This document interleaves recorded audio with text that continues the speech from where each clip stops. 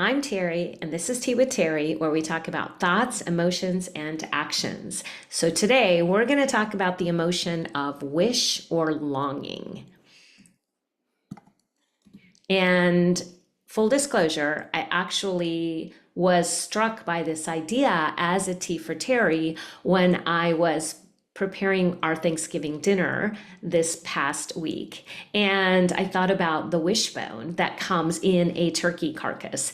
And it's that little sort of inverted V that as a child, we used to let it dry out, and then we would, my sister and I would use it and we would pull it apart, and whoever got the larger piece of bone had their wish granted. And I thought about how fascinating it is that we often are abdicating our future to something that we merely wish for. And we can also think about longing for something. And the tricky part of wishing and longing is that instead of motivating us, it often can feel like something out of our control or something unattainable.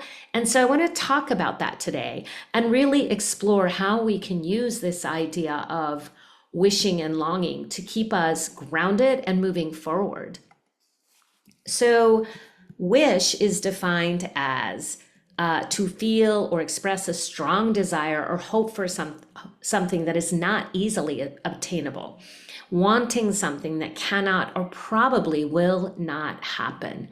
And so again, that idea of almost wishful thinking, where we give away our power and instead we rely on luck or circumstances or even magic.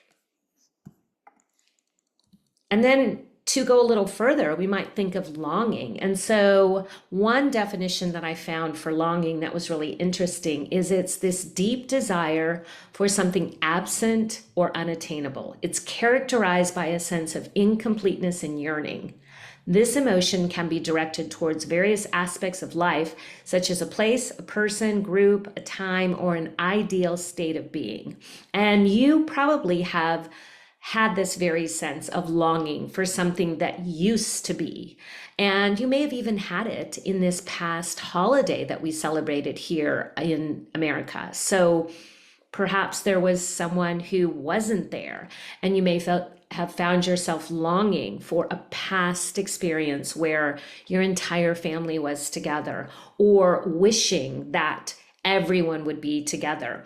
And that can be that very challenging emotion that leads us into feeling that despair. And it can really, sometimes even go deeper than that. And so we think about, kind of this place of longing could even lead to sadness, nostalgia, or despair. And so it's an emotion that can be tied to those unfulfilled desires or absence of that person, place, thing.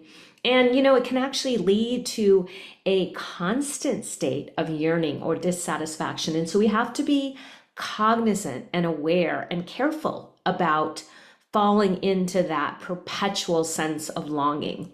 And while it can motivate us to pursue our passions, it can also result in kind of this sense of incompletion and frustration. And so what's really key here, and the thought to really pay attention to and consider, is that when we long for something, we become disconnected from the presence, because we're actually longing for something that is rooted in the past. So we're going back into the past, or it's that wishful thinking or the longing of what we hope will come. And so that's in the future. And so you can see where it can keep us disconnected from the present.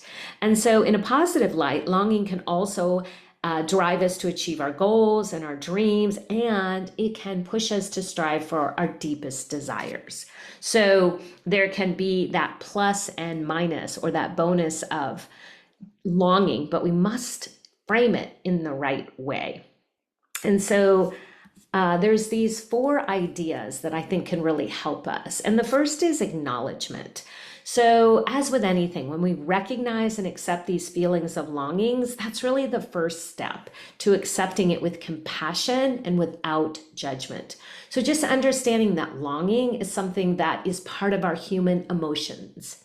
And then self-inquiry is really powerful because we get to turn our attention inward and really listen to what you long for. And this helps us understand, and we can really gain a lot of clarity and see if this self-inquiry, if this longing is actually a direction that is helping us seek our deepest or hidden desires. And so we get to be really curious about whether what we long for is actually for something true, good, and kind. And if it's this idea, when we think of longing, if it's actually helping us grow toward that higher self. And then action. I often say that there's no feedback without action. And so when we take action, and actually take steps to fulfill that desire, we can see that longing can bring us perhaps new goals. It can help us make changes in our life, and it can even reduce some of the negative aspects of longing. And it doesn't always feel easy or comfortable. And certainly we might have, stumbles or fears or doubts along the way. But this is a place where we can bring in mindfulness and be really gentle with that inner critic. And just note that taking action can move us out of that place where we're stuck in despair, and we can move toward, again, that higher self. And so finally, acceptance. Sometimes it's important to accept that certain longings may never actually come to fruition. They may never be fully satisfied. And it might lead to some grief or mourning of what could have been. But along the way with acceptance, we can find peace with what is our new reality. And when we accept what we've been longing for, we may actually find that it's a place that wasn't for us at all. All right, well, that's tea for Teri today. I hope you spend some time thinking about longing and wishing, and I can't wait to see what you come up with. And I'll see you next week.